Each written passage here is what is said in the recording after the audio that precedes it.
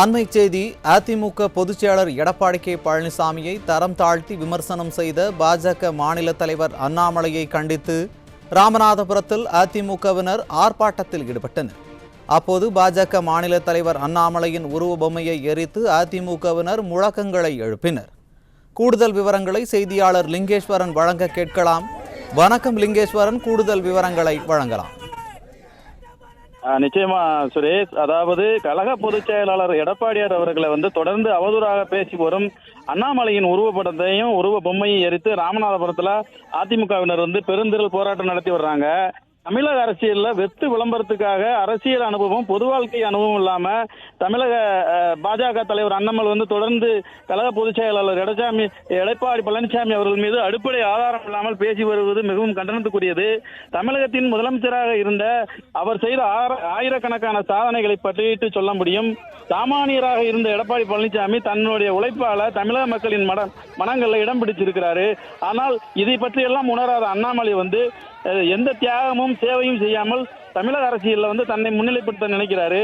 கழக பொதுச் செயலாளரை தொடர்ந்து பேசி வரும் அண்ணாமலையை கண்டித்து ராமநாதபுரத்தில் மாவட்ட கழக செயலாளர் எம் ஏ முனிசாமியோட அறிவுறுத்தலின் பேரில் மண்டபம் மேற்கொண்டிய செயலாளர் மருதுபாண்டியன் தலைமையில் அதிமுக அண்ணாமலையோட உருவ பொம்மையவும் உருவப்படத்தையும் எரித்து போராட்டம் நடத்தி வர்றாங்க. இதில் பார்த்தீங்கன்னா நகர கழக செயலாளர் பால்பாண்டியன், மாவட்ட தகவல் நுட்ப பிரிவு செயலாளர் நாகராஜ் உள்ளிட்ட கட்சி தொண்டர்களும் நிர்வாகிகளும் ஏராளமானோர் கலந்து கொண்டிருக்காங்க.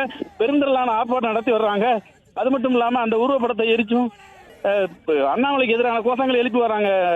சரி, அது யார் நீங்களா பிடிச்சு?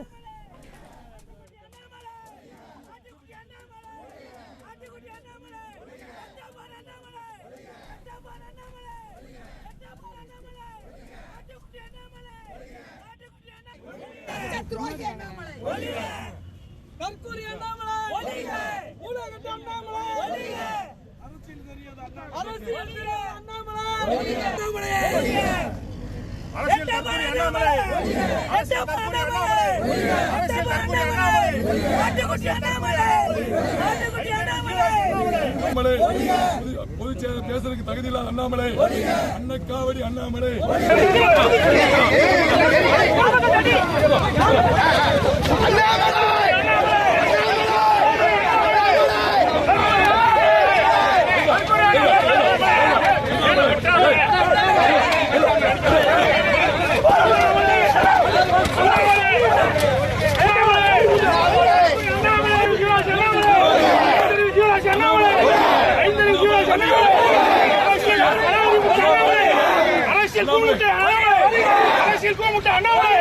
அரசியல்